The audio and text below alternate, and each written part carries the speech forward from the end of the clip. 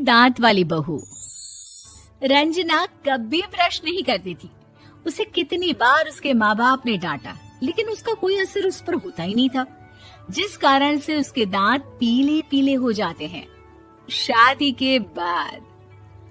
अरे बहू, वैसे तो तुझ में कोई कमी नहीं है, पर तेरे दांत इतने पीले कैसे हैं बेटा? कैसे मतलब? कोई सर्जरी थोड़ी ना कराई है। वो तो क्या नाम, मैं ब्रश नहीं करती थी तो पीले हो गए। अब क्या करूं? आप कहें तो लाल करवा लूं या फिर काले? यार ये क्या है, क्यों माँ से लड़ रही हो? लड़ रही हूँ? अरे मैं लड़ रही हूँ या ये बोल रही है कि दांत पीले हैं, पीले। अरे तपस्या थोड़ी ना की है इन्हें पीले करने के लिए। बकायदा ब्रश नहीं किया है 20 साल तक, तब जाकर। छी, कैसी बात कर रही हो? ये उस वक्त तो पीले नहीं थे जब हम लोग तुम्हें देखने आए थे। अरे तब साफ करवा लिया होगा डेंटिस्ट के पास जाकर। अब देखो कैसे पीले पीले लग रहे हैं। रंजना सास की तरफ गुस्से से देखती है। फिर शुरू हो गई पीले पीले पीले।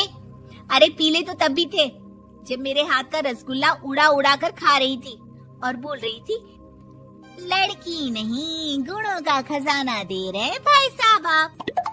खैर, अब वो लोग करते भी तो क्या करते, पीले दांत वाली बहू पल्ले पड़ी थी तो झेलना तो था ही। एक दिन कीर्तन में रंजना गाना गा रही थी।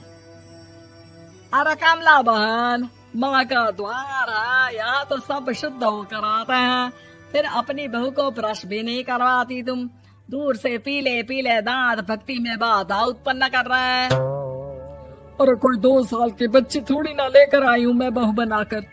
अच्छी खासी लड़की है, अरे कैसे करवाऊं ब्रश? ये तो उसे खुद करना चाहिए ना। अब माँ बाप तो इसके जैसे तैसे निपटा दिए, ये नहीं सोचा कि सास कैसे संभालेगी। सास बहू को लेकर घर आ जाती है, लेकिन सोच लेती है कि अब इसे लेकर कहीं नहीं जाएगी। अगले रोज बहू कहती है, अरे क्या हो गया, मंदिर नहीं जाना क्या? कीर्तन का वक्त हो रहा है। मेरी मधुर वाणी से कान्हा जी जागते हैं और सोते हैं। आप तो जानती है ना उनकी भक्ति में कितना मन लगता है मेरा। वो क्या है ना, तबीयत ठीक नहीं लग रही है मेरी, आराम करूंगी मैं। तबीयत ठीक नहीं लग रही? अभी तो मिथुन के गाने पर नाच रही थी आप, और अब बोल रही है कि तबीयत ठीक नहीं लग रही। अरे भक्ति में मन लगा लो सासू माँ, ऊपर जाना है, क्या मुंह दिखाओगी आप? हाँ? सास को बहू की बात पर गुस्सा आ जाता है। मैं क्या मुंह दिखाऊंगी, इसकी चिंता तो ना कर, समझी? अपने मुंह की चिंता कर, जो ये पीले पीले दांत लेकर हर जगह पहुंच जाती है। पता है लोग कितना मजाक बनाते हैं। ना जी ना, मैं नहीं जाना कहीं तेरे साथ। तो ये बात है। कोई ना, मत जाओ, मैं अपने कमरे में ही बैठकर भक्ति कर लूंगी। ऊपर वाला दांत थोड़ी ना देखता है, मन देखता है, भावना देखता है। और अरे बस बस, तू सब कुछ दिखा, बस ये सफेद चमकदार दांत ना दिखाना किसी को, है? जा यहाँ से। बहू को सास की बात का कोई फर्क नहीं पड़ता, वो तो जैसी थी वैसी ही रह जाती है।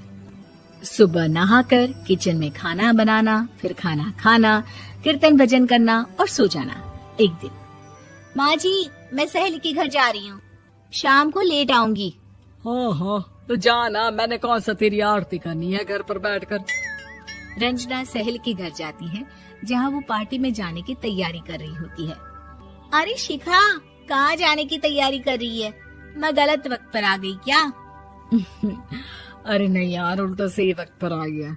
मैंने ये साड़ी और ज्वेलरी निकाली है यार, शाम को इनके ऑफिस की एक पार्टी में जाना है। बताना कैसा लग रहा है ये सब? नहीं यार, इस ड्रेस के साथ तो वो वाली ज्वेलरी अच्छी लगेगी।